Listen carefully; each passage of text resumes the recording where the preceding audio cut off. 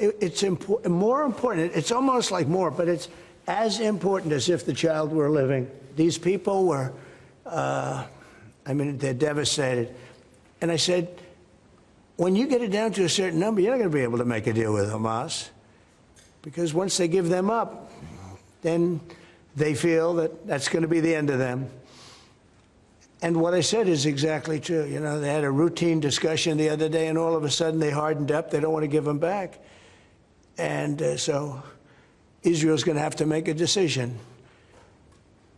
I know what I do, but I don't think it's appropriate that I say, but Israel's going to have to make a decision. Mr. President, when you were in the Middle East, you talked about the images coming out of Gaza and starving kids. Those images are still going. Many of them are much worse. Thinner children, starving. What do you see or feel when you look at those images today? Well, it's terrible. You know, when I see the children, and when I see, especially over the last couple of weeks, and people are stealing the food, they're stealing the money, they're stealing the money for the food, they're stealing weapons, they're stealing everything. It's a mess. That whole place is a mess. The Gaza Strip, you know, was given many years ago so that they could have peace. That didn't work out too well. When Israel gave that up, whoever was the prime minister at the time, who I know who it was, but it was not exactly a very clever thing to do, because that was given so that they'd finally have peace, and it's actually made the situation worse. But we'll see what happens. I think Iran is acting up. I think that we have a lot of people acting. We have Venezuela acting up in a different way. They continue to send people that we rebuff to our border. They continue to send drugs into our country. Venezuela, they've been very nasty, and we can't let that happen. But we have other countries too. We do have, and this is just getting a little off subject, but we have now the safest border we've ever had. And I think in many respects we probably have the most successful. And I say it all the time. Every leader, when I went to NATO the other day, every leader said, you have the hottest country in the world. We have the hottest country in the world now. We're taking in hundreds of billions of dollars. We have the highest stock market we've ever had. We have the best numbers we've ever had. But we have hundreds of billions of dollars pouring into our country. And I think it's the hottest. And by the way, 1 year ago, our country was dead. We had a dead country because of an incompetent president and incompetent Democrats. All they know how to do is talk and think about conspiracy theories and nonsense.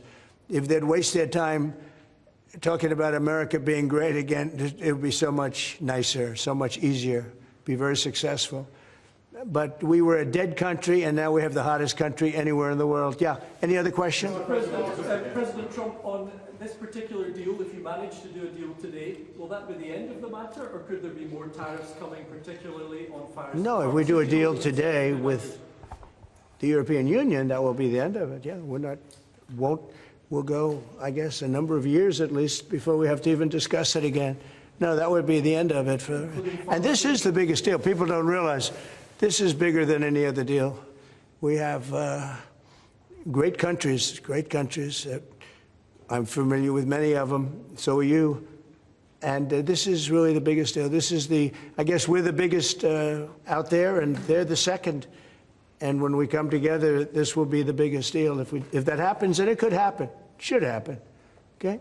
Thank you. Will pharmaceuticals be part of today's? No, it won't. Pharmaceuticals will be, I mean, could be, we'll do something, but basically pharmaceuticals won't be part of it because we have to have them made in the United States, and we want them made in the United States. And I think it's easy to say, and I think it's important to say pharmaceuticals are very special. We can't be in a position where we're relying on other countries. Now, Europe is going to make pharmaceuticals, drugs, and everything else for us too, a lot, but we're going to have also our own. A question for President Leyen, please. Yes. Can you give your assessment of what you feel the chances are a deal of? The President just talked about a 50-50 chance, and the biggest obstacle being fairness. What would you say are those things for you? I think the President is right. We have a 50 to 50% chance to strike a deal. And indeed, it is about rebalancing. So you can call it fairness, you can call it rebalancing. We have a surplus, the United States has a deficit, and we have to rebalance it. You have an excellent trade relation. It's a huge volume of trade that we have together. So we will make it more sustainable. Mr. Trump, can you do better than 15% tariff rate for the EU? Better meaning lower? Yeah. No. Mr. President, to return to Gaza, you're going to meet the British Prime Minister tomorrow. He's going to ask you to consider again peace talks between Israel and Hamas. Are you now saying there is no point in trying to resolve? Well, we're meeting about a lot of things. We have our trade deal, and it's been a great deal. It's good for them and good for us, I think. You know, the UK is very happy. They've been trying for 12 years to get it, and they got it. And it's a great trade deal for both. It works out very well. But we'll be discussing that. I think we're going to be discussing a lot about Israel. They're very much involved in terms of wanting something to happen. He's doing a very good job, by the way. Also in Gaza, sir, did you speak with Prime Minister Netanyahu this weekend about getting more aid to Gaza? I talked to him, yeah, I did. I talked to him about a lot of things. I talked to him about Iran. I think Iran's been very nasty with their words, with their mouth. I think they've been very nasty. They got the hell knocked out of them, and I don't think they know it. You know, I actually don't think they know it. They really do. The whole thing's a con job. We have a lot of con jobs going on. But Iran was beaten up very badly, for good reason. We cannot have them have a nuclear weapon. But they still talk about enrichment. I mean, who would do that? You just come out of something that's so bad, and they talk about, we want to continue enrichment. Who would say that? How stupid can you be to say that? So we're not going to allow that to happen. We're not allowing that to happen. Did you talk about more aid into Gaza? Will I do more aid? Yeah. The U.S. is going to do more aid for Gaza, but we'd like to have other countries participate. We're going to mention that to the European Union today. You know, that's an international problem. It's not a U.S. problem. It's an international problem. And we're giving a lot of money and a lot of food and a lot of everything. If we weren't there, I think people would have starved, frankly. They would have starved. And it's not like they're eating well. But a lot of that food is getting stolen by Hamas. You know, they're stealing the food. They're stealing a lot of things. You ship it in and they steal it. Then they sell it. On Friday, you said that Europe is being crushed by mass migration, and I wondered whether your friends on this side of the room agree with you on that.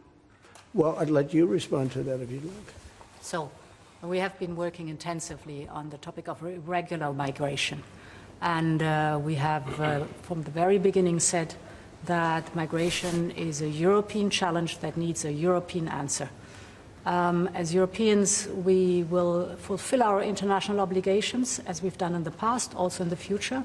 But we, as Europeans, are the ones who decide who comes to the European Union and under what circumstances, and not the smugglers and traffickers. That's the principle in which we are working. Try. I will say this, you know, they did ask me when I got off the plane, immigration, Europe has a tremendous problem, and we do too, but we've sealed our borders. We have nobody coming in, and we have hundreds of thousands of people being taken out, and the bad ones first, and I think we're doing a very good job of that. But we had, I mean, it literally registered 0 people last month. You probably saw that, nobody. And Europe has a very similar problem.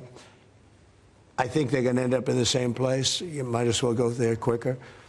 And the other thing I say to Europe, we will not allow a windmill to be built in the United States. They're killing us. They're killing the beauty of our scenery, our valleys, our beautiful plains. And I'm not talking about airplanes. I'm talking about beautiful plains, beautiful areas in the United States. And you look up, and you see windmills all over the place. It's a horrible thing. It's the most expensive form of energy. It's no good. They're made in China, almost all of them. When they start to rust and rot in 8 years, you can't really turn them off. You can't bury them. They won't let you bury the propellers, you know, the props, because there's a certain type of fiber that doesn't go well with the land. That's what they say. The environmentalists say you can't bury them because the fiber doesn't go well with the land. In other words, if you bury it, it will harm our soil. The whole thing is a con job. It's very expensive. And in all fairness, Germany tried it, and Wind doesn't work. You need subsidy for wind, and energy should not need subsidy. With energy, you make money. You don't lose money. But more important than that is it ruins the landscape. It kills the birds. They're noisy.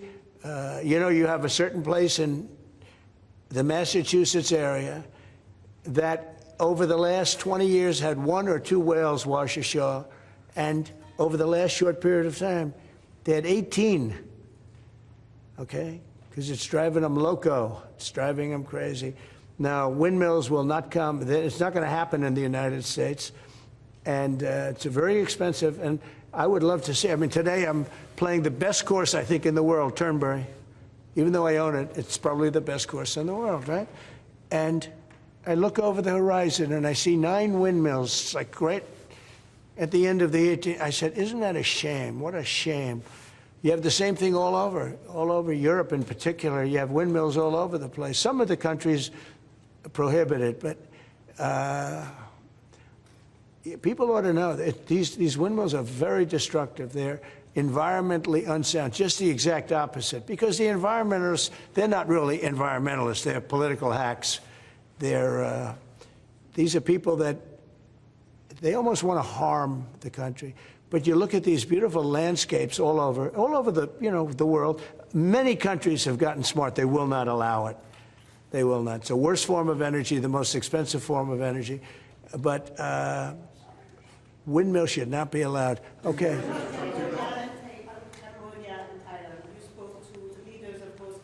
I did. Are they doing enough to stop this? I hope so. You're talking about Cambodia and Thailand? So I had an interesting time. We're dealing with Thailand, and we do a lot of trade with Thailand and with Cambodia. And yet, I'm reading that they're killing each other, you know, they're fighting, they're in a war. And I say, this should be an easy one for me, because I've settled with India and Pakistan, and Serbia and Kosovo was going at it, you know, but they have for a long time, in all fairness, right? You know about that. And others, the Congo. And you know what's gone on there. That's been a horrible thing with Rwanda. That's been a horrible thing. 31 years, 7 million, 8 million people killed. Machetes all over the place. It's a terrible thing. We got that one solved. We did 5 of them. And I was saying, you know, we have a trade deal. We were working on another. We finalized another trade deal yesterday. And I asked my people, I said, how are we doing with Cambodia, and how are we doing with Thailand? And they say they're going to be coming in at some point to talk. I said, well, let's call them right now. So I called the prime ministers of each. And I said, we're not going to make a trade deal unless you settle the war. A lot of people are killed, you know that, in a short period of time. The border, they're fighting pretty like wild. And I spoke to both of the prime ministers, and I think by the time I got off, I think they want to settle now. I know they're meeting today or tomorrow, and we're going to work with them. Marco Rubio's working with them also, his people, and him. I think we're going to get that. That would be a great thing, but that would have turned out to be a bad one. And I will tell you, India and Pakistan, they were really getting ready to go at it. So getting those things settled, if I can do it, and if I can use trade to do that, it's you know, it's my honor. But I had great talks with 2 very good people that they both really would like to make a deal. So we'll see what happens. Okay, how about 1 more, 2 more? Europe's now spending a lot more on defence, thanks to you. Does that They mean are. Should they get a fairer deal on trade and exchange? Well, they're spending a lot on defense, but we're spending a lot more, and you know, and we've been very generous to NATO for many, many years. And no, but we had a terrific meeting with NATO. I'd love to do as well. We had a meeting where they put up 5% instead of 2%, and they're going to pay it instead of not paying, because, as you know, many people didn't pay the 2% or anywhere near it, and the 2% was too low. And we're going to be sending now military equipment and other equipment to NATO, and they'll be doing what they want, but I guess for the most part working with Ukraine. But we had a fantastic meeting. I guess it's now almost 4 weeks ago. One of the best meetings they've ever had at NATO, and the spirit and the coming together was incredible. And I stood and I listened to almost 30 speeches. That was a lot. and I was really late, and I had to leave, but I didn't want to leave before those last 10 spoke, because they'd go home and they'd tell their wife, Trump left. And they were so nice to the United States. They were all mentioning the United States, and me, but they were mentioning the United States, to be here. It's such an honor, you know, et cetera. And I thought it would have been inappropriate. But I did stay. It was very hard because I was extremely late for something else that was, you know, pretty important. And we had a tremendous NATO meeting. I'm sure you heard that too. Yep. It was great. There's some great people that you deal with on two fronts, right? But you deal with on primarily the trade front. But I will tell you, they came together, and the relationship is really good. That was it's an interesting question, because you probably have reported it that way. It really, we came together, and they went from 2% to 5%, which nobody would have thought that was even, who would even think that? Because they didn't want to be at 2%. All of a sudden, they're 5%. And that's the right number. And so it was a great honor. I got to know the heads of those countries really very well at that meeting almost a month ago, okay? Thank you very much, everybody. We'll let you know what's happening. Thank you. Will you be visiting your Irish golf course anytime soon, Doonbeg? I will. I love Doonbeg. I'll go. It's not in the Strip, but I'll go soon. Okay? Thank you very much. Thank you. Thank you. Really good. Mr. President, where we came from. Thank you.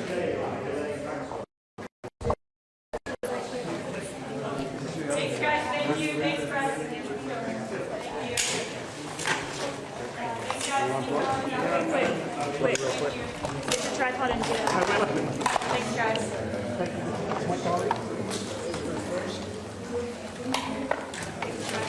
Okay.